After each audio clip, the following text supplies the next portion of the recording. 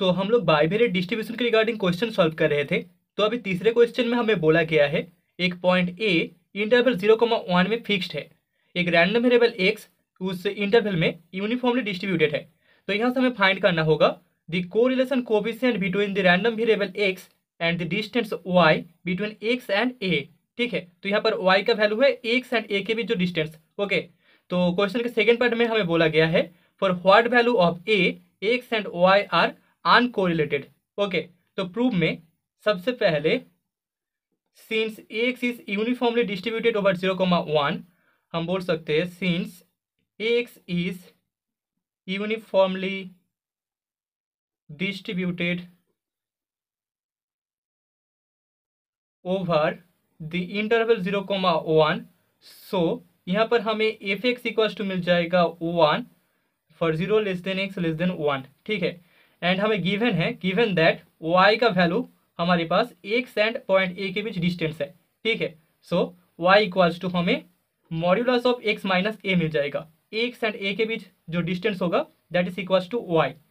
Now हमें correlation coefficient find करना होगा, मतलब कि हमें मीन चाहिए एंड कोवेरिएंस चाहिए। ओके, तो यहाँ पर x का जो मीन होगा that is expectation of x equals to M X, that is equals to हम लिख सकते हैं integration minus infinity to infinity X F x D x. Okay, and that is equals to यहाँ पर interval है 0 to 1, तो integration 0 to 1 X D X हमें मिल जाएगा, and that is equals to हमें x square by 2 for 0 to 1 equals to half मिलेगा। Okay, तो यहाँ पर एक्स का मीन होगा हाफ। अभी सिमिलरली वाई का मीन हमें मिलेगा expectation of Y equals to M Y, that is equals to expectation of modulus of x minus A, and that is equals to integration minus infinity to infinity modulus of x minus A F x D x. Okay, so that is equals to हमें integration 0 to 1 modulus of x minus A D X मिल जाएगा, and that is equals to हम लिख सकते हैं integration 0 to a minus x D x plus integration 0 to 1 यहाँ पर x minus ए हमें डी एक्स मिलेगा। Okay, and that is equals to integrate करने के बाद हमें जो रिजल्ट मिलेगा वो होगा a square minus A plus half. Okay, तो यहाँ पर एम वाई मतलब कि y का जो मीन होगा उसका वैल्यू हमें A square minus A plus half मिल जाएगा। ओके, तो अभी हमें expectation of X square equals to मिल जाएगा, that is equals to integration minus infinity to infinity X square F x D X, and that is equals to यहाँ पर range 0 to 1 X square D X, that is equals to हमें X cube by 3 0 to 1 मिलेगा, that is equals to 1/3 होगा। तो expectation of X square equals to 1/3 and expectation of Y square equals to होगा expectation of modulus of x minus A इसका whole square, and that is equals to integration minus infinity to infinity X minus A का square F x D X, and that is equals to integration 0 to 1 x minus a square dx। Okay, and that is equals to हम लिख सकते हैं यहाँ पर integration 0 to 1 हमें x square plus ए square minus 2ax dx मिल जाएगा, and that is equals to integrate करने के बाद x cube by 3 plus x square minus 2a x square by 2 हमें मिलेगा। यहाँ पर लोअर लिमिट है 0 and upper limit is 1, and that is equals to values put करने के बाद हमें यहाँ पर 1/3 प्लस ए स्क्वायर माइनस यहाँ पर a/2 मिलेगा। ओके, माइनस यहाँ पर a मिलेगा। ठीक है, तो यहाँ पर 1/3 plus A square minus a is the value of expectation of Y square. Okay, तो अभी expectation of x Y equals to हमें मिल जाएगा expectation of x product x minus a, okay, modulus of x minus A, and that is equals to integration minus infinity to infinity x into x minus A F x D x.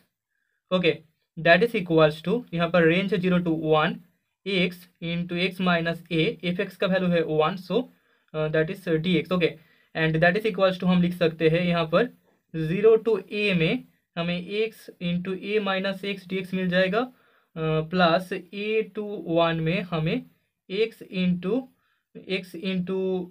X minus A D X मिल जाएगा। Okay, and that is equals to यहाँ पर X square by 2 into A minus X cube by 3 मिलेगा, जहाँ पर range होगा 0 to a, ठीक है, प्लस हमें मिल जाएगा X cube by 3 minus A into X square by 2, जहाँ पर रेंज होगा a to 1, and that is equals to A cube by 2 minus A cube by 3 plus 1 by 3 minus A by 2 minus A cube by 3 minus minus plus, यहाँ से हमें मिल जाएगा A cube by 2। Okay, so that is equals to A cube by 2, ठीक है, तो 2 A cube by 2 minus 2 A cube by 3 plus 1/3 minus A by 2 मिलेगा, and that is equals to यहाँ से हमें 6 A cube minus 4 A cube plus 1/3 minus A by 2, that is equals to मिल जाएगा A cube by 3 minus A by 2 plus 1/3। Okay, तो यहाँ पर expectation of x Y equals to हमें मिल चुका है A cube by 3 minus A by 2 plus 1/3। तो यहाँ से अगर हम कोवेरिएंट्स का वैल्यू निकालें तो हमें मिल जाएगा covariance of X comma Y is equals to expectation of x Y minus expectation of x product expectation of Y, and that is equals to यहाँ पर एक्सपेक्टेशन ऑफ एक्स वाई का हमारे पास जो वैल्यू है वो है A cube by 3 minus A by 2 plus 1 by 3 minus expectation of x product expectation of Y. Okay, expectation of X का value तो half into expectation of Y, that is A square minus A plus half.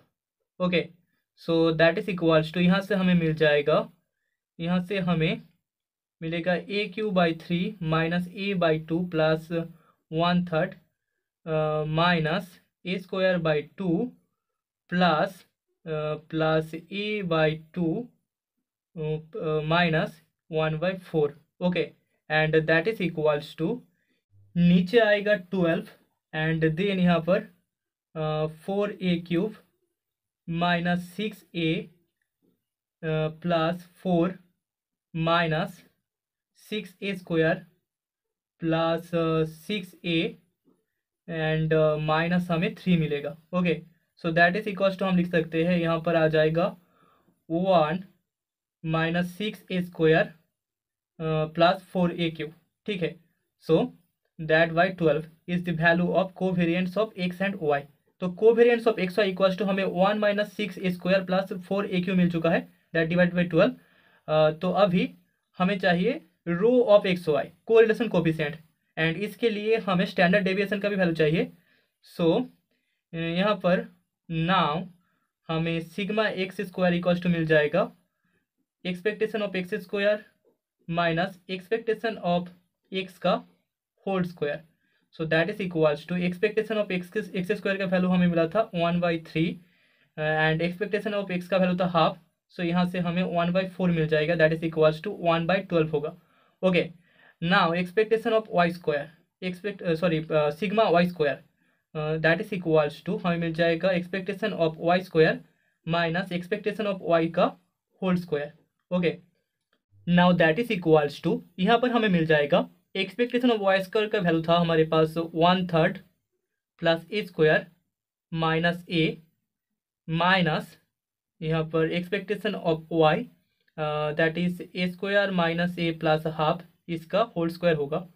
Okay, so that is equals to 1/3 plus A square minus A minus इसका जो value होता है that is A to the power 4 plus A square plus 1/4 minus 2 A cube plus A square minus ए हमें मिल जाएगा, and that is equals to 1/3 plus A square minus A to the power 4 plus and minus A square minus 1/4 plus 2 A cube plus minus A square minus plus a हमें मिलेगा। Okay, and that is equals to अगर हम नीचे 12 common ले लें, तो यहाँ से हमें मिलेगा 4 plus 12 square -12a -12a⁴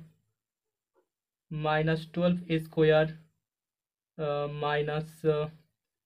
minus यहाँ पर 3 आ जाएगा plus 24a³ minus then -12a² plus 12a।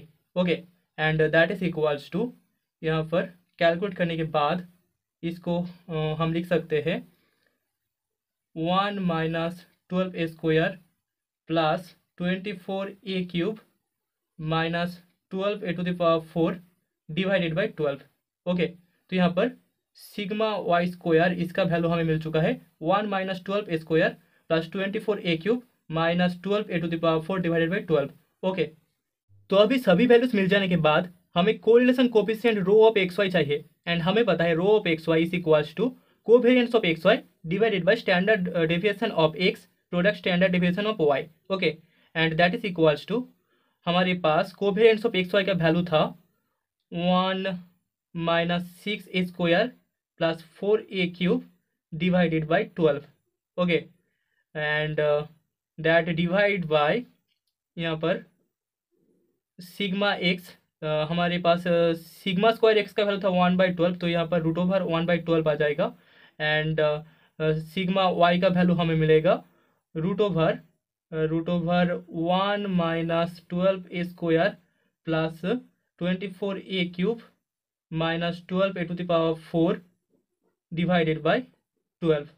Okay, सो यहाँ पर 12 के साथ 1/12 काट हो जाएगा, तो यहाँ से हमें मिल जाएगा 1 - 6a² plus 4a³ divided by √1 - 12a² plus 24a³ minus 12a⁴। Okay, so that is the value of rho of x y. तो यहाँ पर हमें एक्स एंड वाई का जो कोरिलेशन कोफिशिएंट मिला है उसका value 1 - 6a² plus 4a³ divided by √1 - 12a² plus 24a³ minus 12a⁴ होगा। Okay, so that is the answer of the first part. Okay, अभी सेकेंड पार्ट में हमें फाइंड करना है कहाँ पर एक्स एंड वाई का वैल्यू अनकोरिलेटेड होगा, किस पॉइंट में। ठीक है, तो now x and Y are uncorrelated, दोनों कोरिलेटेड नहीं होगा, uncorrelated if covariance of x and y is equals to 0, और covariance of x y का जो वैल्यू था that is 1 - 6a² plus 4a³, इसका वैल्यू अगर इक्वल्स टू 0 हो जाए। ठीक है, और यहाँ से हमें मिल जाएगा, इसको कैलकुलेट करने के बाद हमें a इक्वल्स टू हाफ मिलेगा। ठीक है, इसको आप कैलकुलेट कर लेना, यहाँ से हमें a इक्वल्स टू हाफ मिलेगा। तो हम बोल सकते हैं अगर पॉइंट a का वैल्यू हाफ होता है तब एक्स एंड वाई दोनों अनकोरिलेटेड होगा। ठीक है, तो हमारे पास इंटरवल था 0 to 1, यहाँ पर अगर ए पॉइंट बीच में होता है, ए इक्वल्स टू अगर हाफ होता है तब एक्स एंड वाई दोनों अनकोरिलेटेड होगा। हमें पता है Y is equals to X minus A, तो यहाँ पर वाई का भी वैल्यू इक्वल्स टू हाफ होगा। Okay, then X and Y are uncorrelated, that is the result.